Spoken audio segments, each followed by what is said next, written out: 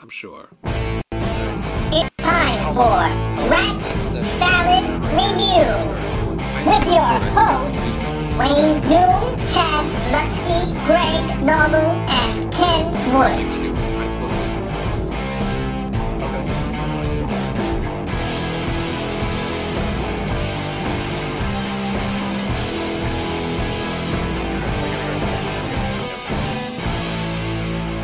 Got 7 seconds.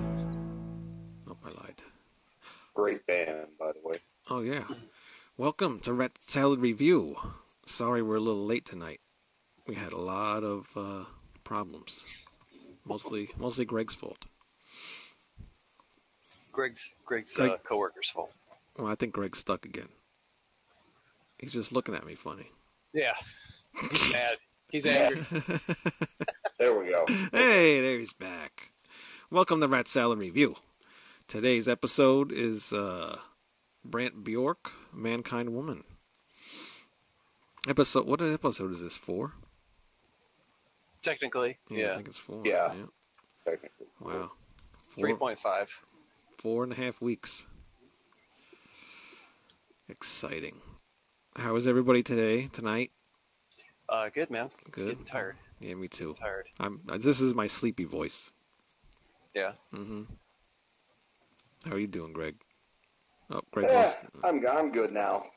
Was a little irritated earlier, but you know. Yeah.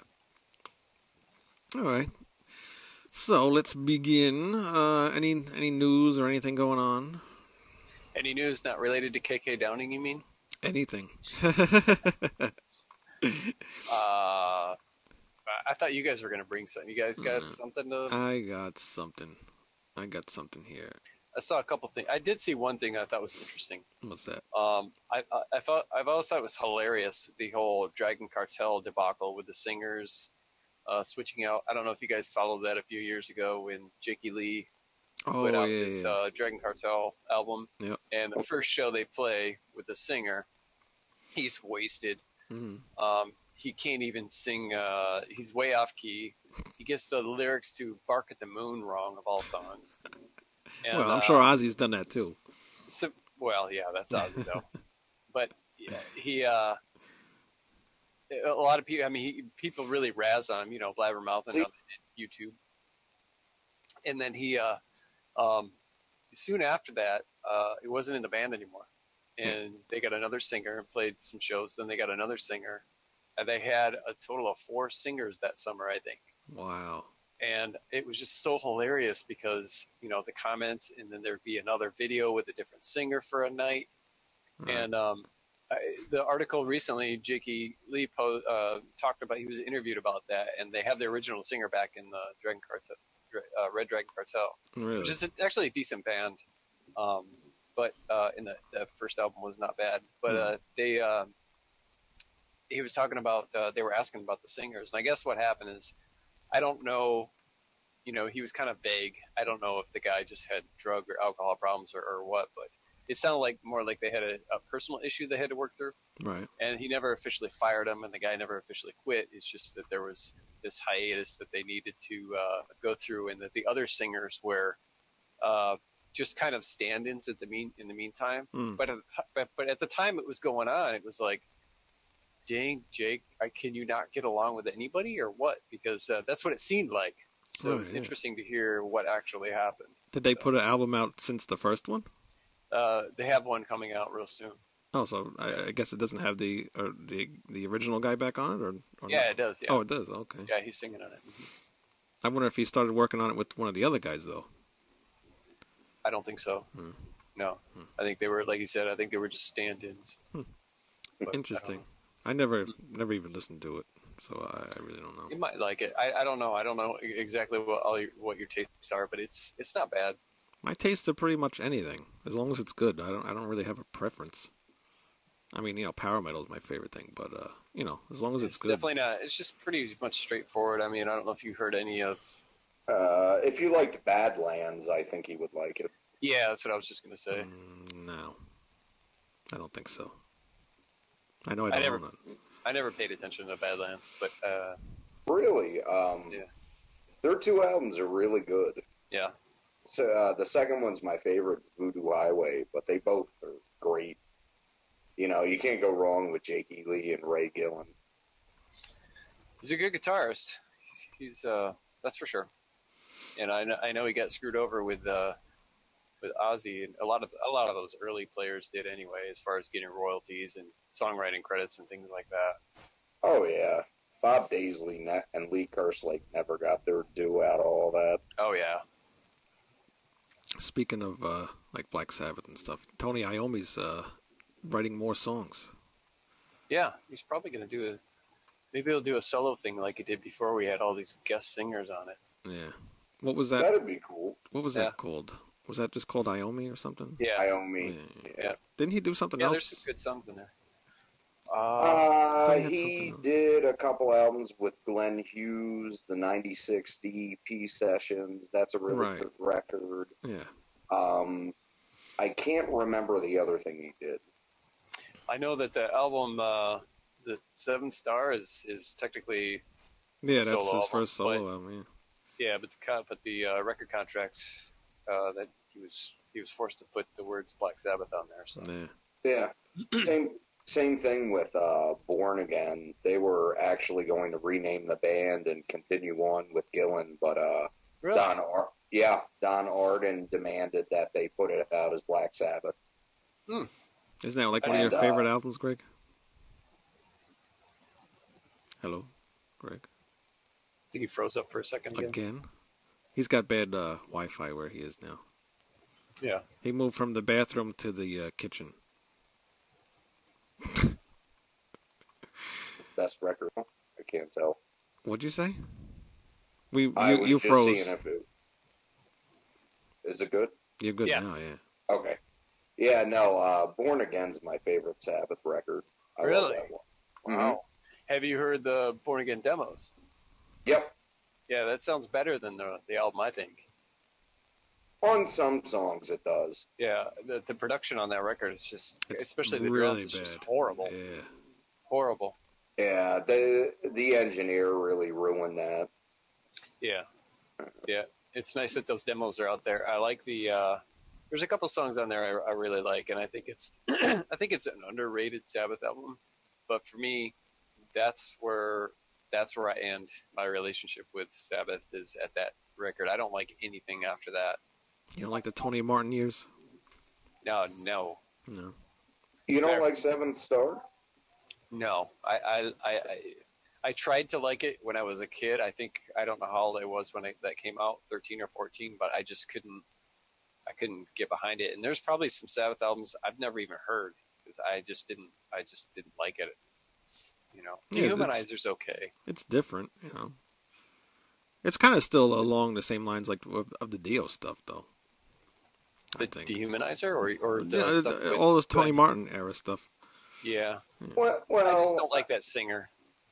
I thought it was good. Well, for me personally, I prefer the version of the Eternal Idol that has Ray Gillen singing on it. But I think Tony Martin does a pretty good job on that one. I mean, when you think of Black Sabbath and all of the original things they were doing, anything from Planet Caravan to some of the jazzier stuff on Never Say Die, it's like they experimented and they came up with this whole almost like subgenre, really. And then everything that came after Born Again was just straightforward, predictable rock to me. Right, yeah. There was no cool originality. Experimentation. Not really. No. I'm wearing a Blazing Stone shirt, so if Ced sees this show, I'm promoting your band. Nice. I'll have to tag him. I'm wearing this, so if Jamie Lee Curtis sees the show, then you should tag her in the show. Judge Dredd, so Stallone, I guess. Or maybe Anthrax. I was just going to say we'll tag Anthrax. Anthrax. So now I'll put in the description, we talked about Anthrax, Blazing Stone, and Halloween, and what's her name? Jamie Lee Curtis. Jamie Lee Curtis. Yeah. That's going to be a good movie. I'm very excited for that. I can't wait, man. Yeah, definitely. Yeah. But we were talking about news a little bit. I did see that band. I can't remember what the name of it is at this point, but they won their appeal against Led Zeppelin. Really? Yeah, for that Stairway to Heaven. So that's going to go back to court.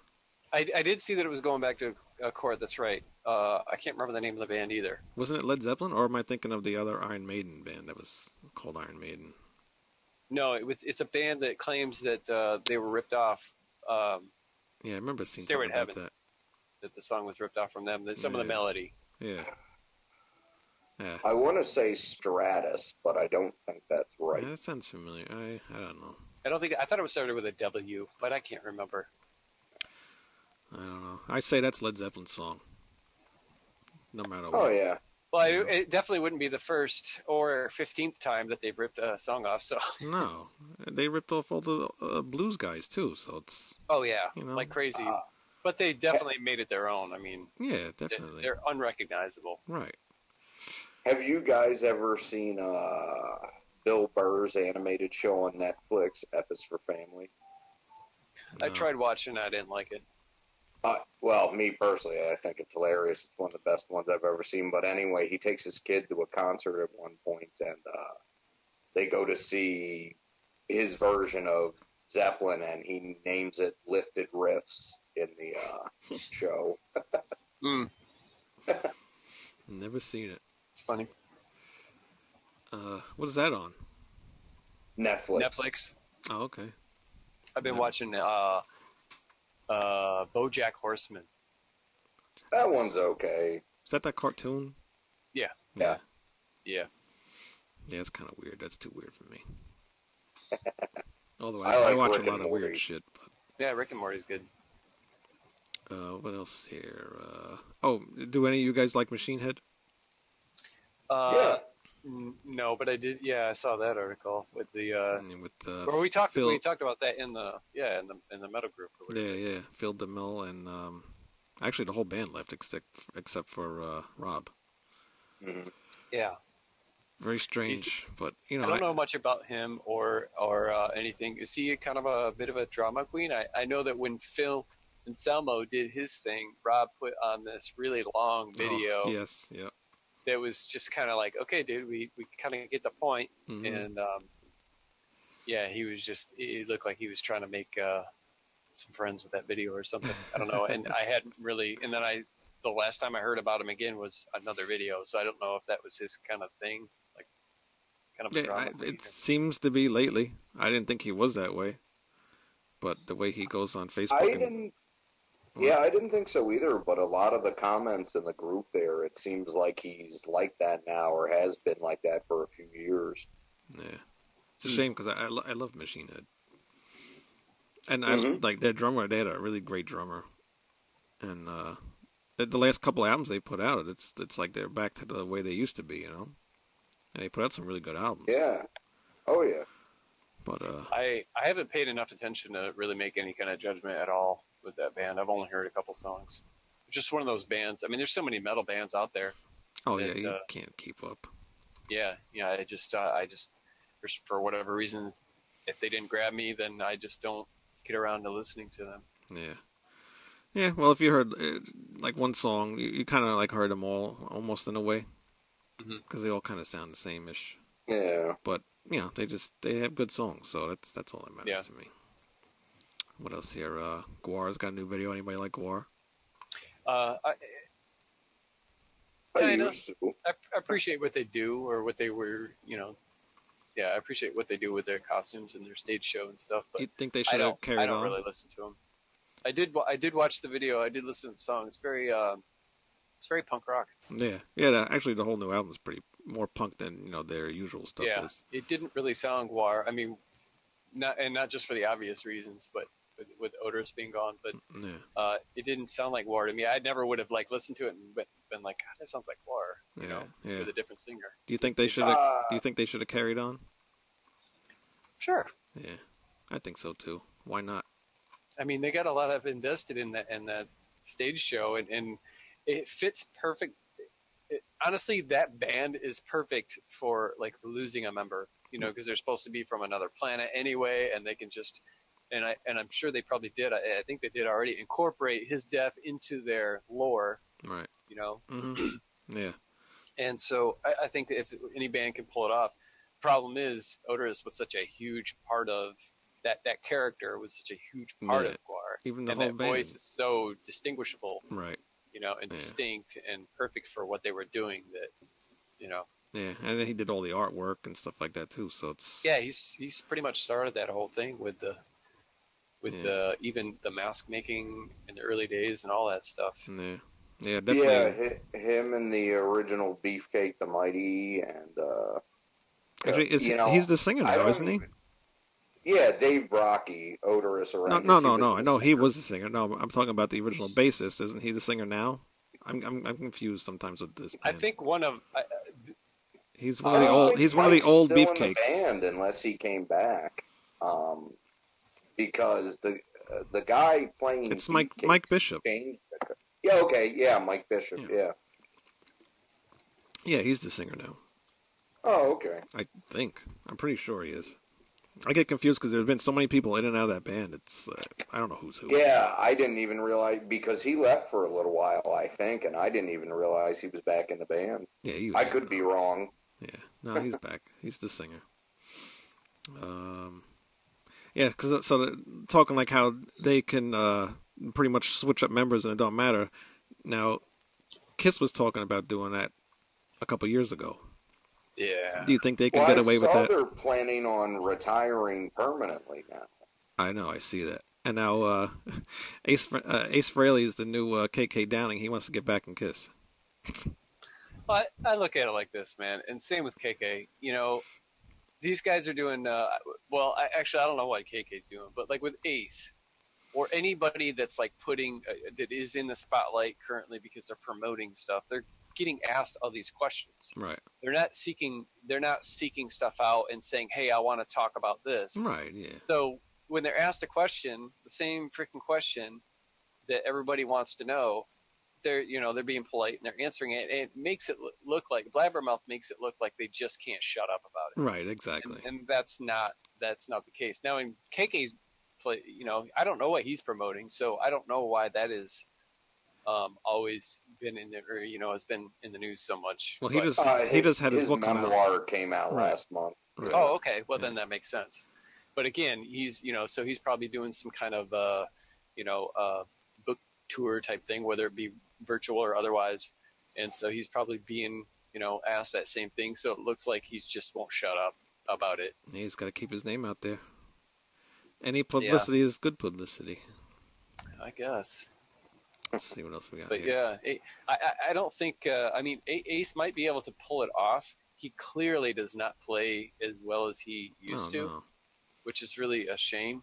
But I don't think that Peter could do it at all. Oh no, definitely not. He couldn't even play it when he came back. Yeah, he really struggled. Yeah, and I would imagine being a drummer. I'm not a drummer, but I mean it's physically demanding, and to go into your 60s still playing that. I mean, it's not like he's a thrash drummer. Yeah. We'll see how Ulrich does when he's in his approaching 70 or whatever. Mm. And then some people, I don't know if it's they just like Lombardo, man. He doesn't stop. He's killing it. Yeah. So, but you don't think Kiss could continue on without any original members, do you? I think that's silly. I think that's stupid. Very stupid. I think that people would not. I think if they did try it, it'd be like The Elder. Just people would not be interested. Yeah, who wants new music from people they don't know? Yeah, because I mean, especially people my age who grew up in the 70s with Kiss. I mean, that you had these four distinct, enigmatic characters, and now even that mysterious. That mysticism about Kiss is gone with Gene's big mouth and his reality show and stuff. And so sometimes I pretend that they're two different entities. Right. There's Gene Simmons on the TV show, or the Chaim, whatever his name is. And then there's the dude that I looked up to when I was a kid growing up and had posters all over my wall that didn't speak all this arrogant, egotistical. Right. It's the same jive. It's the same thing like with Ozzy with me. Like when he did that show that he had, totally killed Ozzy. Yeah. What are you laughing about? Yeah, I think it was just showing everybody the fool that he actually is. Yeah, I know, and it shouldn't have been. You know, nobody wants to Yeah. see that. I did find it very entertaining for all the wrong reasons. Oh yeah, you but couldn't stop watching. It was Yeah. like a train wreck. You can't stop look away from that. Right. Yeah, it is tough to watch. It's even tough for me to watch him on stage now, shuffling around, and he's got some real strange signature moves now, where he, especially the one where he can't stray too far away from his monitor. Yeah, yeah.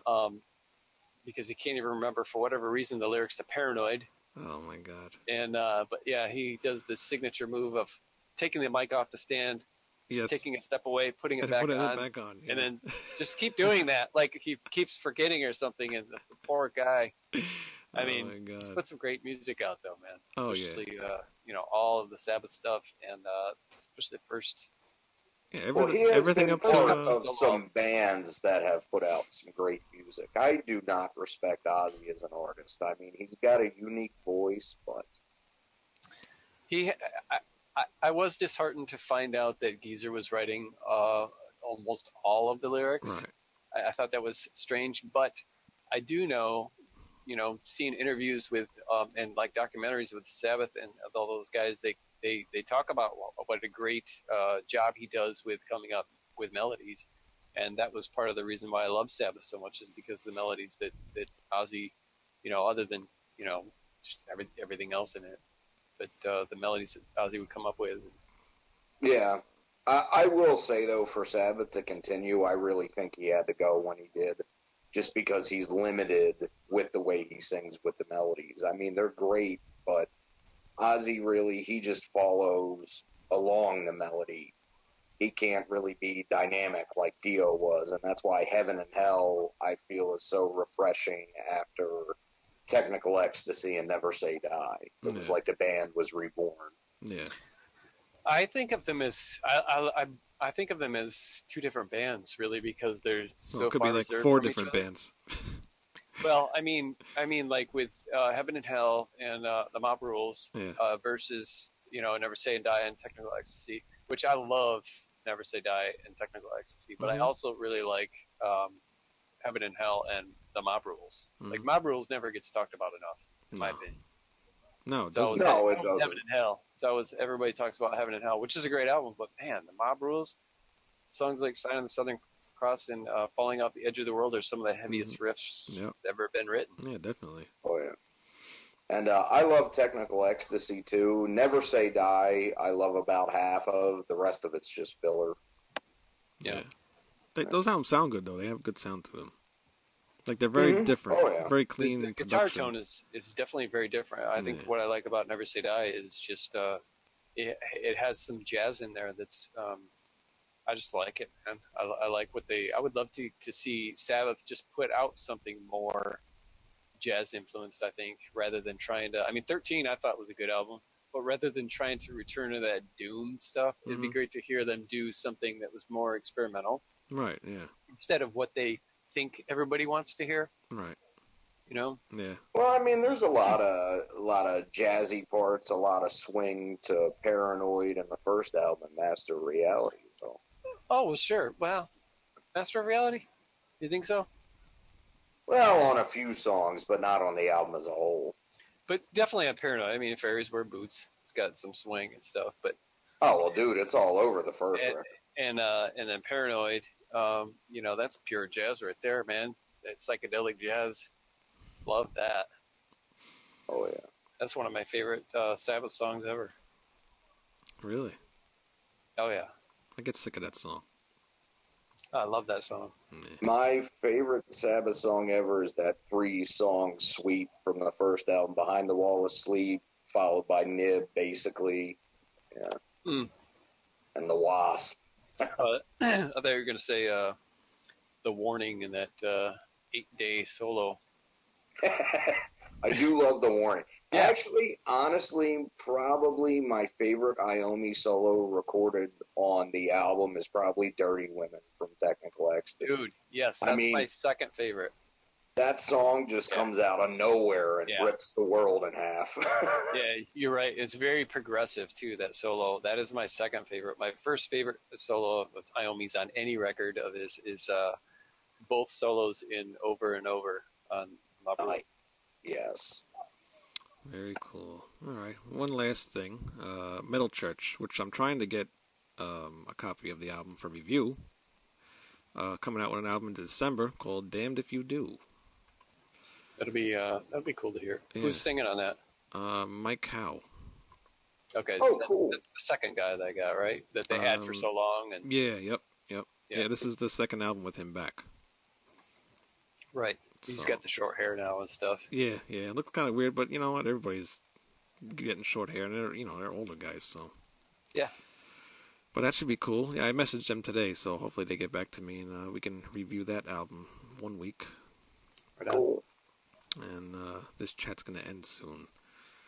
Yeah. So, but we'll go what to we can the do end. is start it over and then go right into the review. Yeah.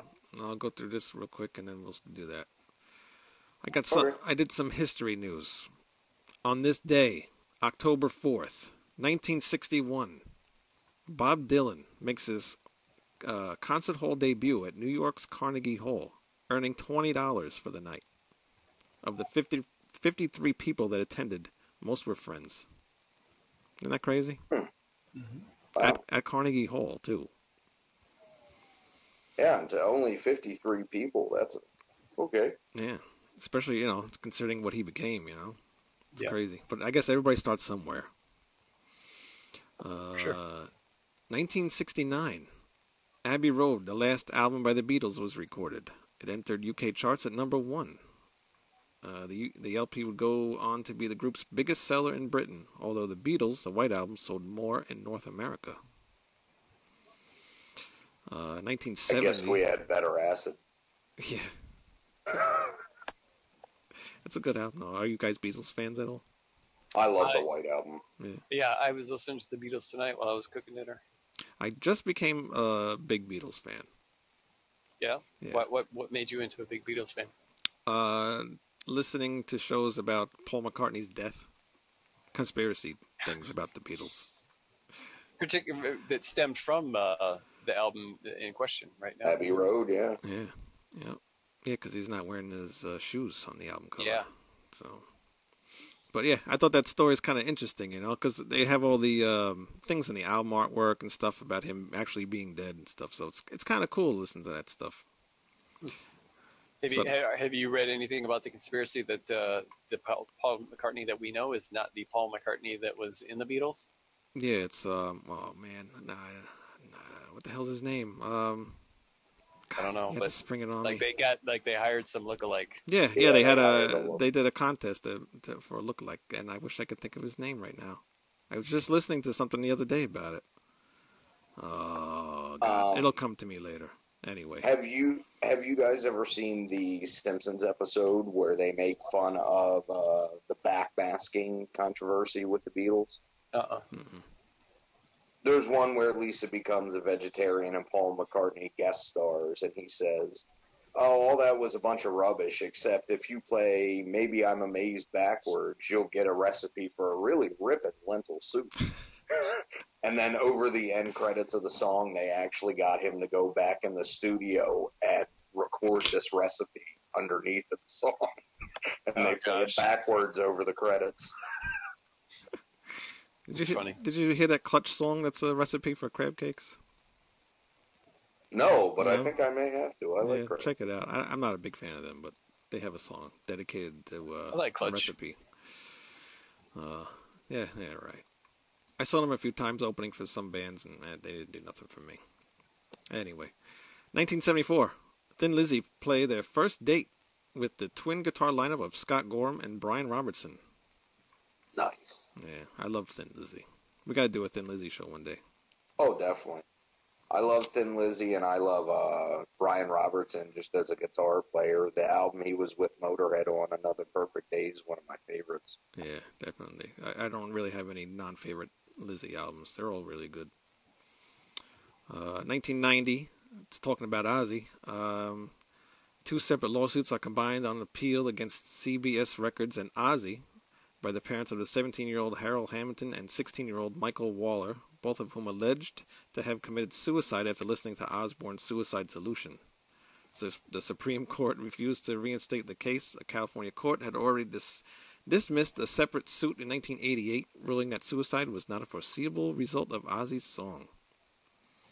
That's 1990? I thought that was earlier than that. 1990. Well, it happened earlier. It happened earlier, and then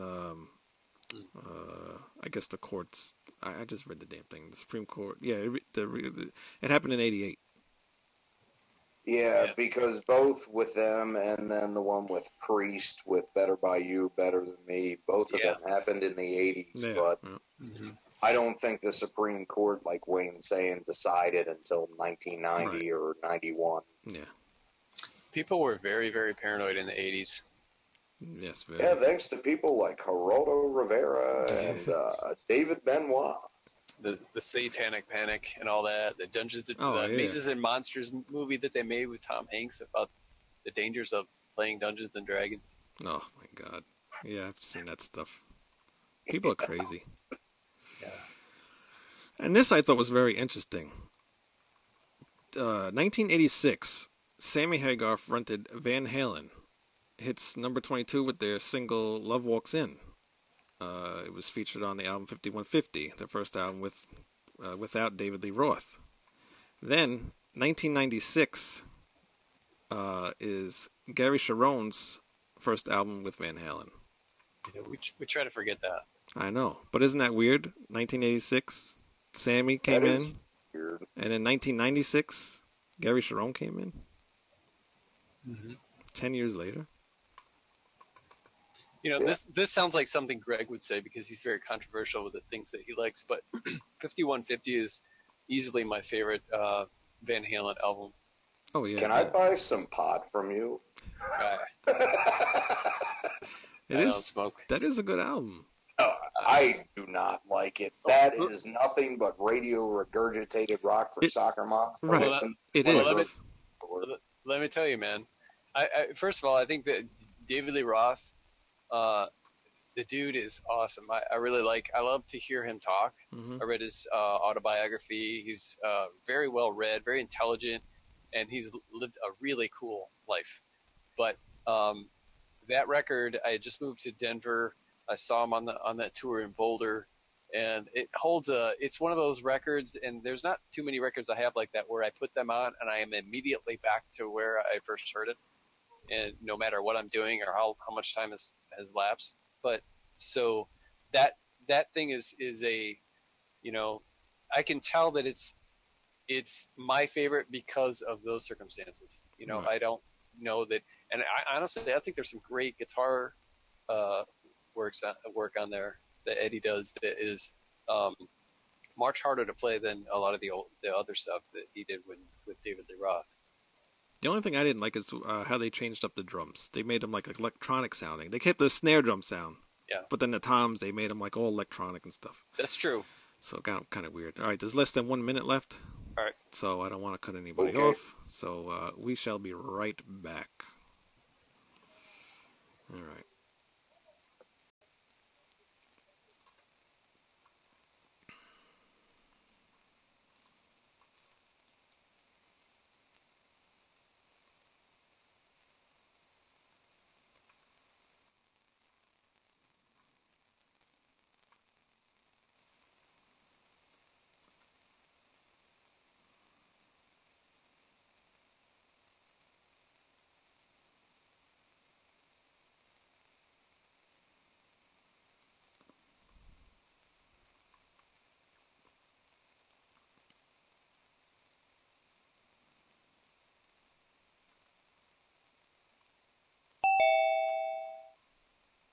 Ding dong. Oh, I think I'm going to have to switch the names up again. I was going to pay for this program before, and then I didn't. And I should have just did that. Most of my notes I wrote are actually on my computer. I almost forgot about that. Hit and record. Okay. We are... It's time for Rant Salad Review with your hosts, Wayne Noon, Chad Lutsky, Greg Noon, and Ken Wood. Why not? Against giving me a chance. I did buy it. That's a lot of it. You know, some of those albums, they're like I wasn't a big fan of all of the stuff that rock. That's only really on Diver Down that he does that, though. No, he does some funky song on, is it Women and Children First or Fair Warning? Some funky, like, kind of like, yeah, some song that's not, at least one on there that's just goofy. Well, they do Ice Cream Man on the first No, one. that's a good song. Some I like kind of like old-timey thing that I just don't like at all. I can't remember what album it's on. Probably Fair Warning, maybe. It's either that or Women and Diver Children Down, First. maybe. No, no, it's not on Diver Down. Diver Down, they definitely do some of that stuff. Yeah, one of them. That's like all mostly Diver covers. Down is. Yeah, mostly covers, right? Yeah. There's a couple originals on it, but it's just Eddie Newland on an acoustic guitar. Yeah. All right. So now we're back, and let's get into Brant Bjork, Mankind Woman. All right, who wants to go first? I'll actually, Greg, you lead this off because this was your pick. No, That was Chad's. Oh, you know why I said Chad? I mean, I said Greg because I got the names backwards. On my screen, they look fine. Yeah, no, on YouTube it's different because I got to switch them all. Oh, okay. Why, stop laughing at me. This isn't funny. I'm very That's sensitive. pretty chuckalicious. Chocolataz, right on. All right. Go ahead. Go ahead, All right. Chad. Yeah, this is my pick. I'm a Brant Bjork fanboy. Right. And I think I discovered him. I can't remember which one of you guys like to download music. But Wayne, I think that was you. Me? No, I don't doubt Nah, it. that was me. I discovered him because I used to do that a lot in the late 90s. And I discovered him that way. And I can't remember exactly how. But it's kind of funny because I had a magazine at the time that was starting to get a little bit big for me to handle by myself. And Man's Ruin Records was sending me a lot of music at the time. And Fu Manchu was on there.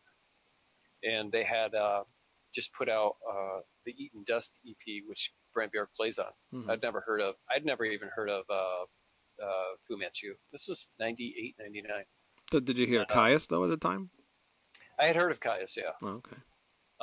Loved the Fu Manchu thing. I wrote up a really good review, and I was super impressed by how heavy the drums were. Mm-hmm. And I said something about in my review, whoever this drummer is, I need him for my band. Yeah. And then probably a couple years later, I discovered Brant Bjork, and then started listening to him and found out that he played on that album and some other ones. And for me, it's one of those bands like kind of like Kiss or maybe AC/DC, where it's like I want to own it on vinyl, not just on some of that 70s stuff. It's like you're supposed to own it on vinyl. Exactly. When it has that sound, you feel like it should be listened to on vinyl. Yeah, not and the CD. covers usually. So I always buy, most of the time I buy Brant stuff on vinyl. And of course he always puts it out because he's a big, laid back, grooving 70s dude. But this album, well, back to him, I guess, real quick. Yeah, Brant was the drummer for Caius. Mm-hmm. He also wrote some of those tasty riffs that you hear on those albums. Yeah. They used to be called something else, start with a K, I think. And at his request, they changed it to the Sons of Caius, mm-hmm. based on a Dungeons and Dragons thing.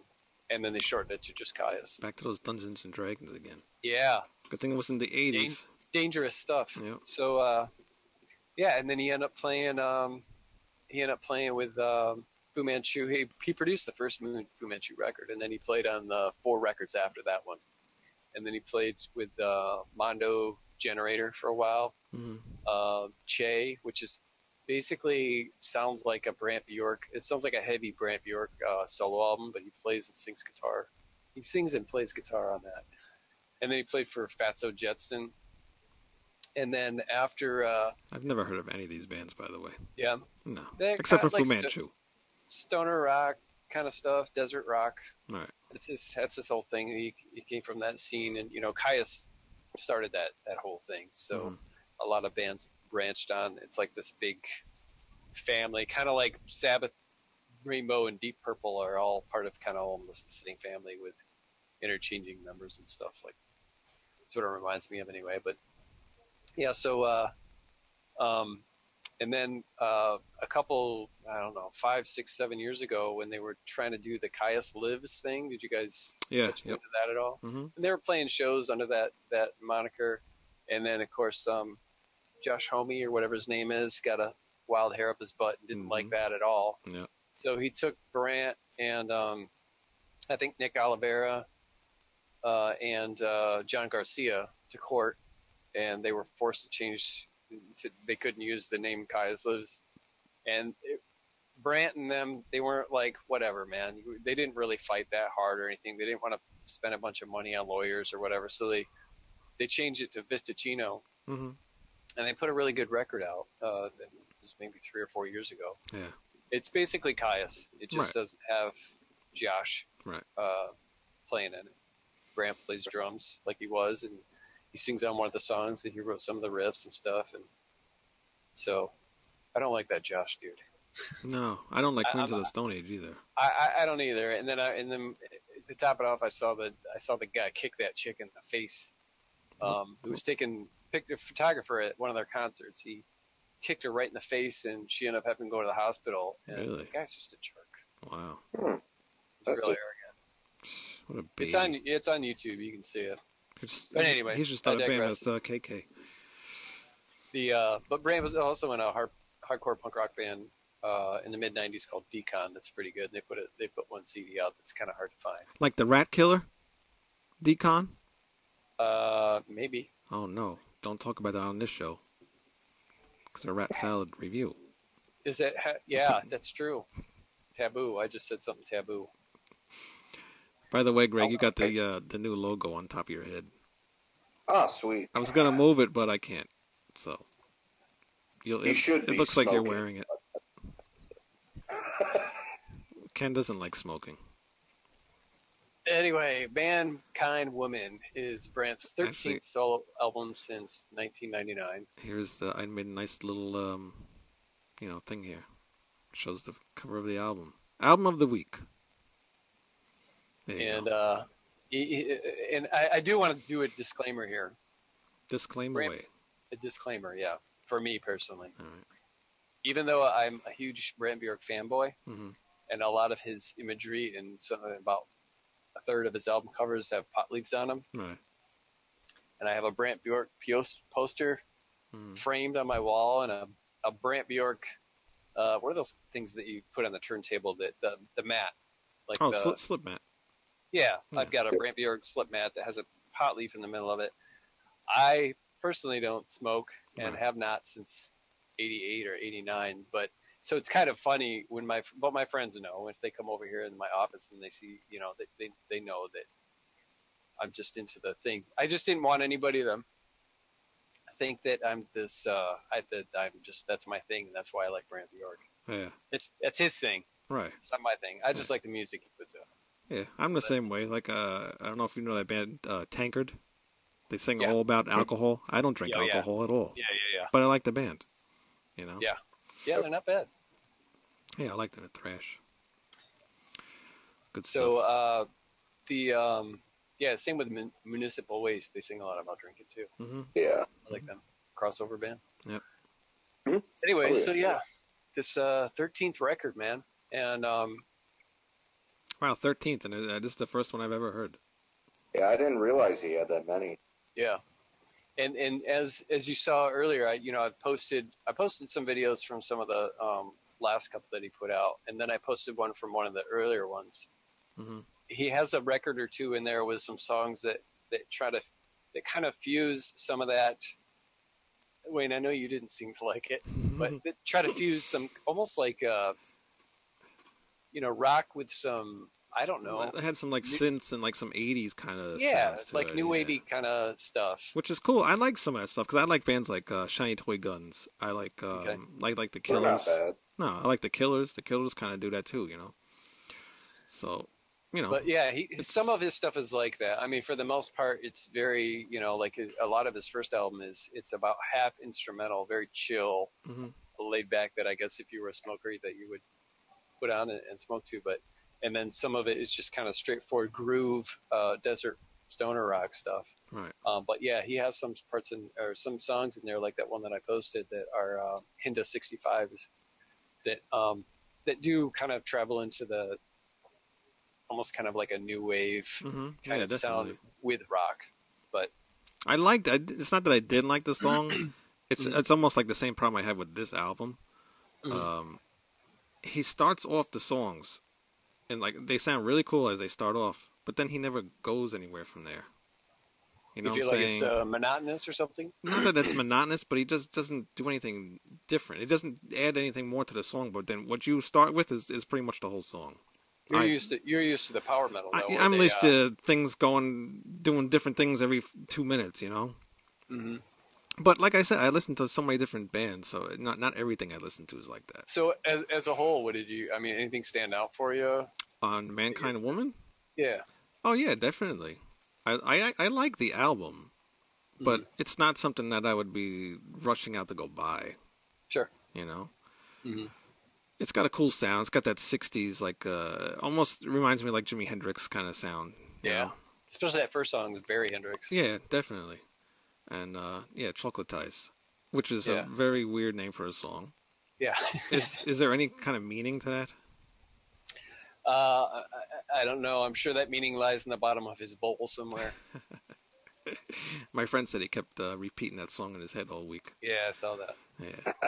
But it's catchy. It is catchy. It's a catchy song. The lyrics are catchy. The the guitar, the riffs and stuff are very catchy. Mm-hmm. But I like the first half of the album. The slow paced Lazy Wizards. That's a cool song. Pisces is cool. 1968 is kind of cool, but it gets kind of repetitive after a while. Yeah, my problem with the last 4 albums he put out, I really like them, but there's something that he does differently with his recording of his vocals that are a little bit more raw on these last few albums. Right. But the third song, Pisces, he doesn't do that. It sounds like something that was on an earlier album with the overdubbed vocals that are very, very clean and much higher than the volume than the music. Right. And that's one of the reasons why I like his music so much, the way that it's mixed. But he hasn't been doing that as much. But Pisces, he definitely did that. It sounds older, and it has. Yeah, it sounds. I was telling Greg the other day that I hear a lot of like mid early 70s Stones stuff in there. Yeah, definitely. In some of that like dirty guitar that they had going on in some of the early 70s stuff, like Sticky Fingers stuff off from that album. Yeah. Or Exile on Main Street. Yeah, definitely the sounds that he has on this album are really good. And a lot of Cream, man. I heard a lot of Cream in there too. Mm-hmm. Very raw, kind of dirty guitar sound. Late 60s, early 70s sound and stuff. It's not my favorite Brant Bjork record, but I like it. In the second half, I'm not a huge fan of, man. I'm like, he has this guy, I can't remember his origin, but named Sean Wheeler, and he's part of the desert scene out there in California, and he's kind of a bigger name out there. And he sang on a couple of Brant's records. I think he sang on the Che one, and then which is some other project that he did, and then he sang a couple songs on various Brant records, and they sounded great, and it was a perfect fit for those songs. Right. But he sang like 3 songs on this record, and I didn't really care for almost all of them. In particular, the last song. Really? Yeah. I thought the last song was one of my favorites. Really? Yeah. Yeah, me too. I really liked Nation of Indica. That's okay. It reminds me a little bit of Rage Against the Machine in a way. Like the way he sounds like he's like protesting the lyrics and stuff, and like the way the groove is on the drums and with the guitar, just sounds similar to like a Rage. Okay. I can't even say that. That's terrible. Rage Against the Machine. Okay. Yeah, it's kind of a protesty type of. What else I heard too? Maybe I could be like stupid here. Creedence Clearwater Revival and Charlie Ginn. Okay. Anybody hear that? Just like with I can hear that. The way it grooved a little bit, how it started off. Mm-hmm. Greg has no idea. Honestly, other than a couple of the songs on here, which I wrote down that I liked a lot, let's see here. Chocolatize, Lazy Wizards, Pisces, Chocolatize. the title track itself, Somebody, and then Nation of Indica. Mm-hmm. Other than that, the other songs just really didn't stand out that much to me. Right. Mm-hmm. And it's not that they're bad, it's just he seemed to have gone really kind of no-nonsense back to basics on this one. Mm-hmm. And those songs just kind of seem to follow that formula and never really break out of it for me. Right. Whereas the highlights are great, the rest of it just... Right. Yeah, trailed off. It's not bad, it's just sort of there. Right. Like that song Somebody. It's like 4 minutes of like repetitive nothing. Yeah, and Sean Wheeler, he sings on that, I think, doesn't he? I mean, you could tell the two voices apart, but see, I didn't realize. I just thought maybe he changed up his voice a little bit. No, so I had no idea. They sound similar. They, not exact, but the one Sean Wheeler is a kind of a raspy. Right. Yeah, I did notice a little bit of difference, but I just thought he was just singing different. Brant's vocals remind me of. They remind me a lot, and I can't figure out why. They remind me a lot of Ace Frehley. Ace Frehley is not a good singer. But he sings, and on the Kiss albums and on his solo stuff, it sounds cool for what it is. Right. He's not like singing. He's like sing-talking, if that makes sense. Yeah, yep. It's the kind of singing that you could probably still play if you're 80 years old and sound just like the album. Right. Because there's no real strong effort. Like it's just your voice. Kind of like Lou Reed in a way, but better. Except good. Yeah. Yeah. There's no tables in this album. Nobody got that one? Yeah. I got it. I've never listened to that whole album all the way through. I really don't care to. Don't. Please don't. Yeah, I probably won't. Don't ever. The only Lou Reed record worth owning is the live one, Rock and Roll Animal. I don't get it. Me neither. I don't get it at all. Vocally, the reason I like that one has nothing to do with him. It's more you've got Steve Hunter and Dick Wagner on guitar from that would later go on to Alice Cooper. Alice Cooper. Yeah. Dick Wagner? Yeah. Dick Wagner? Dick Wagner. Never heard of him. Back to Brant Bjork. The song Brand New Old Times. Does that song sound unfinished? I thought so. I can't remember. It's like 2 minutes. I've only listened to the album like 4 times. It's like a 2-minute song. And it starts off really cool, has like a cool little chorus thing. And as soon as that chorus gets over, it's done. It just fades out. I do know what the song you're talking about. I think that was a song that I felt like... at that point, I'm like, okay, is this going to be a really long, like, monotonous thing? Because I think the song before it may have been. I can't remember. Yeah, it was. But so I was thankful when I heard it. It fades out. Right. Yep. And I was thankful that it was fading out. I remember that because I thought, this is cool. I don't want it to be dragged out to something where I don't like it anymore. Yeah. So it's just, so I liked that, but I know what you're saying. Yeah, it could have went on just a minute more. I could have used 1 more minute. Maybe this would have been my favorite song. Oh, yeah? It had that potential, but you lost me when you faded it out. Because I had the really cool, really fuzzy sounding guitars. I like the guitars in that one. And the bass lines. I like a lot of the bass lines on this album. I don't know if you pay attention to them too much, but a lot of groovy sounding bass on there. And of course, Lazy Wizards has a great groove. Yeah. Most of the songs do. That's what kind of. What? I was just gonna say, I think Chocolatize. It reminds me of a couple different Hendrix songs. Some of Hendrix, some of his heavier stuff, like I don't know, maybe like Spanish Castle Magic and some of the real like groove oriented things. But it reminds me very much like that. Yeah. But there's no Hendrix solos on his album, really. Oh no, he's not that kind of. He's not the. No. He's no virtuoso or anything like that. He's just a songwriter. Yeah. I mean, he'll play some solos. I don't know if he did all of this record by himself. The video suggests that he did. I was going to say, it looks like it. He's just in his bedroom recording the whole thing. He's done a handful of records like that, but he's also had bands that he's recorded with two, or hire musicians or whatever. They go out on tour, and I know that like not every album is called Brant Bjork. Like the last one was, I think, called Brant Bjork, but I think before that was Brant Bjork and the Low Desert Punk Band, and then Brant Bjork and the Operators, and Brant Bjork and the Bros. And I don't know what the decision behind that is. I don't know if it's just different musicians. And then like the 3 albums before that was like Brant Bjork or something. That's why I should name this show Wayne Noon and the Bros. I like it. Could have all wore afros or something. Oh, I will totally perm my hair. So did you hear anything that you're like, well, if he's got 13 albums, maybe I'll go check out some of this other stuff? I did. Or were you like, I think I'm done here?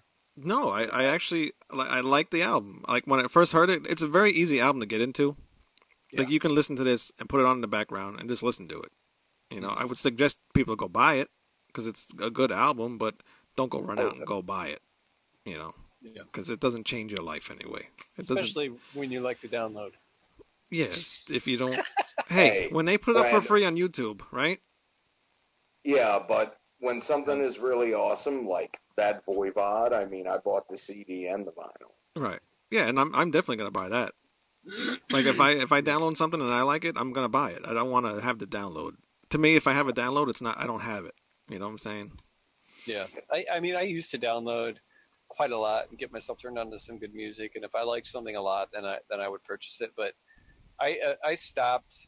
I don't know. I don't know if it was like guilt or whatever.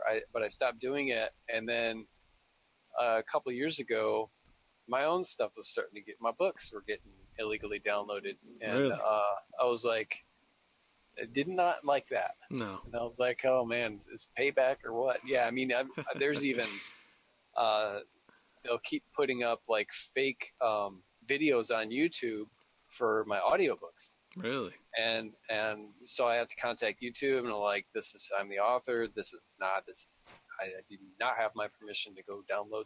I haven't clicked on the link. I don't know if it's, right, what kind of link it is, shady thing it is, but, and sometimes they'll take them down. Sometimes they won't. I have to contact them again. And I was on a website one time and, there was some author on Facebook or Twitter or something said, hey, if you write or something, your book might be found on this website where they host books where you can download them for free. And this particular author and some other ones went to the site, contacted the site and say, I have not given my permission to have my book up here. So whoever uploaded this to your website, they don't have my permission. And they're like, no problem, we'll take it down. Right. And so when I went there, I had 3 or 4 books up there, and it said like downloaded like 2,500 times or something, and I'm just like, all that wow, money, man, all that money. Yeah. And so I contacted. They took all my books off there. Maybe they're up there again. I don't know. Yeah, it could be. You got to pay attention. Other sites, but, right? That happened to me too. With my whole thing with that though is I never really clarified. I don't so much do it with new albums, newer stuff. I'll try to do Pandora or Spotify or YouTube first to check it out. What I mostly download is, I moved about 1.5 years ago and I basically sold my whole collection, and my one hard drive had crashed. So a lot of that out of print stuff that's hard to find, right. I'm not going to give somebody $300 for a CD. That's just some random asshole selling it on Facebook. Right. Yeah. So that type of stuff I'll go back and download. But I like to support the bands as much as I can. Yeah, definitely. Like I get that. Yeah, some of that stuff that's not around. Like there's some local bands here and stuff that they're vinyl. Excuse me, they're vinyl. For a 7-inch can go for $150, $175, and that's just kind of ridiculous. Yeah. That happened to me with my Phoenix Rain band. All our stuff is on YouTube. Yeah. So if anybody wants to go listen to it, go ahead. Phoenix Rain, Destination Unknown. Go have it for free. I don't care. Destination Unknown. That's is that a Missing Persons album or song? Oh, I don't. I think it's a song. It's another album from another band too. I can't remember, like Asia or one of those kind of bands. Yeah. I can't remember. So is your next But it band wasn't going to stolen be Heat from of the me. Moment then? No. I don't get that. Asia. I don't like I it. was- I don't listen to Asians. I don't know. I've been listening to all kinds. The last like 2 or 3 years, man, I've been listening to stuff I thought I'd never listen to. It's great. That's what's going to happen with this show. Like rediscovering stuff. I just brought up Missing Persons. I checked them out, and a couple years ago, can't remember which album it is. Killer record, man. Yeah. Crazy new wave stuff. Mm-hmm. I used to hate that crap when I was a kid. Yeah. A lot of stuff I used to hate when I was a kid. And I listen to now, like Bowie. I never liked Bowie. Yeah. It's weird when you get older and you start listening to things that you didn't like. Genesis was another one. I didn't like Genesis either. Now I do. I love it, man. That's one cool thing that I have loved about getting old is going back and revisiting stuff that. And I wonder sometimes if nostalgia doesn't play a part in that. I was just going to say It takes you that. back to a better, maybe a Right. a more comfortable time in your life or something, and just that sound. And I'm not talking about songs that you remember being played. I'm talking about like just that you can hear the era in the music, Right. in the in the production, in the just- drums, and whatever, and it's kind of refreshing. And so when I discovered I liked a couple of these new waves bands, that there's this tons of new wave stuff that I've always avoided or hated, Right. and go back and check it out, and it's like I fall in love with a whole new genre, and man, that's super exciting. Yeah, it definitely is. Because there's not too many new bands out there that are like, must go here, No, man, there's so much. I don't like very much new music. No, me neither. I like a lot of the newer speed metal and thrash bands, and that's about it. Yeah, Yeah, once in a while I get something. I do like the crossover resurgence that's happened in the last 4, 5, 6 years or whatever with bands like Lich King and Ultraviolence and municipal weight. Municipal waste. Oh, yeah.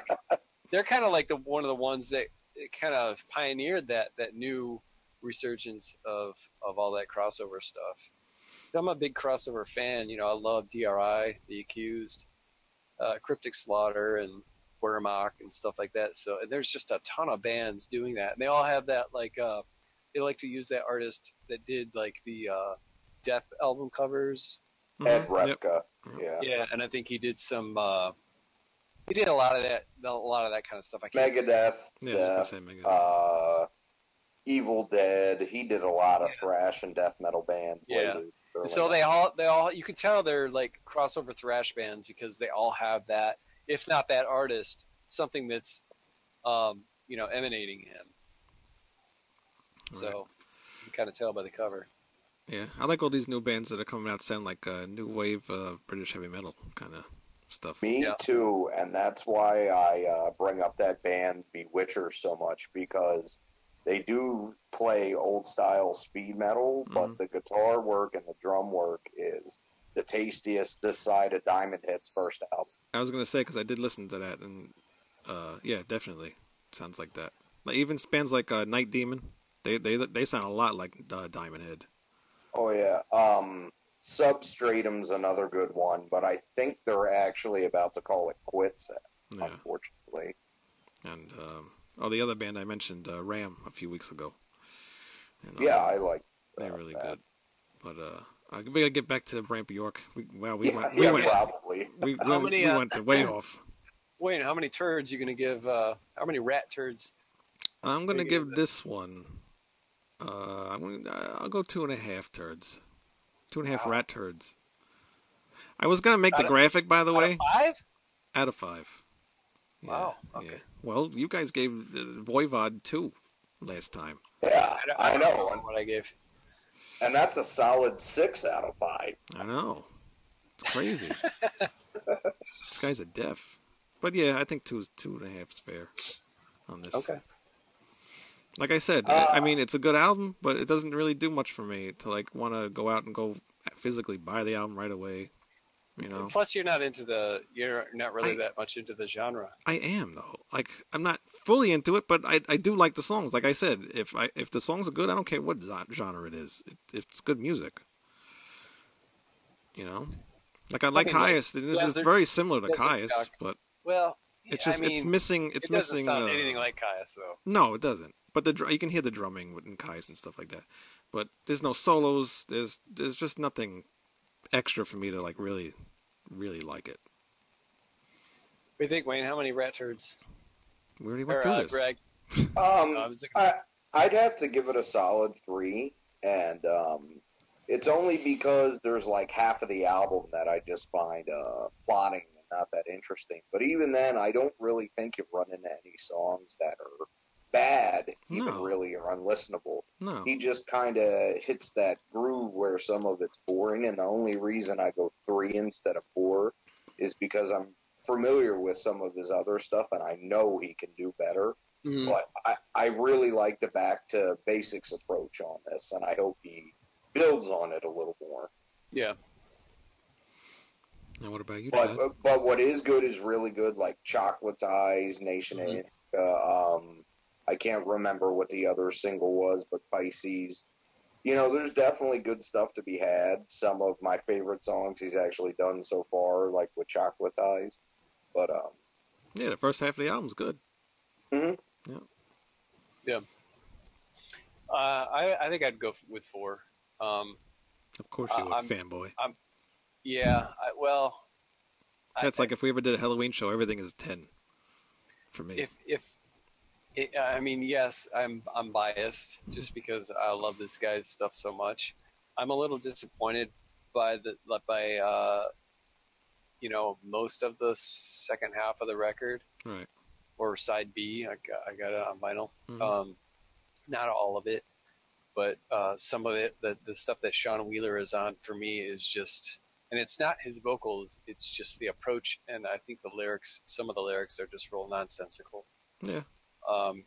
And tedious for me, but there's some really. That being said, I really appreciate that Brant is doing his own thing, and it's not other than sounding like bands of yesteryear. He's not sounding like other bands, and I love the fact that he's still so prolific. 13 records. Yeah, that's a lot. That just doesn't. In a short span of time too. And he has a record called Jacuzzi that's heavy on the jazz, and I think it might be all instrumental. And that is, he's been sitting on that for like 4 or 5 years. It's been completely done. He just hasn't released it yet. He was supposed to release it before this one. Wow. And so I've been waiting forever to hear that. But so include that, and he's got 14. But I would have to go with 4 because the songs that are on there that I do like, I think are real strong. And I like the fact that it still sounds like Brant Bjork. I would like him to go a little bit more back toward the first maybe 4 albums, and just do some more of that, like the lyrics that he has for the vocals that he has for Pisces. Right. Kind of lean toward that more, but overall, I'm happy with it. I like it better than. It's not my favorite album of his, but it's not my least favorite either. Yeah. So. Yeah, definitely. Yeah. I try to turn people onto him as any chance I get. Well, but he's also one of these bands that or musicians that I don't want everybody to know about because he's mine. You know what I mean? Have you ever had a band where it's like you like them so early on, and when they got popular, you're just not interested? I was like that with the Smashing Pumpkins. Right. I had their first record, and none of my friends knew who they were. Nobody knew. They weren't on MTV or anything. And then after Siamese Dream, and then Melancholy and Infinite Sadness, I was like, everybody likes to be my band. Yeah, exactly. So it's it's like I want everybody in the world to listen, but then I want nobody to listen. Right. I'm like that with Soundgarden. I love their 80s material, but if you want to talk to me about Super Unknown or Down on the Upside, just go away. Really? Yeah. I love those albums. Actually, not Down on the Upside, but Super Unknown's really good. Fourth of July is Louder Than Love any day of the week. 4th of July is my favorite Soundgarden song. That's a great song. It is a good song. That down-tuned sound in there, so cool. All right, well, we only got like 4 minutes left in this thing, so let's end it before we cut somebody off. Alrighty. All right, so thanks everybody for watching. Thanks for Chad suggesting Brant Bjork. Thanks for checking it out, guys. Yeah, definitely. It's decent album. Go buy it. You know, if you like that stoner rock stuff, go buy it. It's not a bad album. Like I said, go listen to it in the background. It's good. Yep. Buy this and buy the Voivod. And buy the Voivod. And buy the Alice in Chains, and yeah, you'll be good. Next week we're doing Ghost Ship Octavius. That's the old drummer from Nevermore. The band Nevermore. Okay. Yeah, I know Nevermore, War Ordained. I liked them a lot. Yeah, so that's who's in that band. There's some other guys too, but off the top of my head, I don't know. But we'll be doing that next week. They gave me the album to review, so we'll be doing that. And yeah, check us out on. I have this uploaded on Twitch. We're now on iTunes as a podcast, and Stitcher as a podcast, and SoundCloud as a podcast.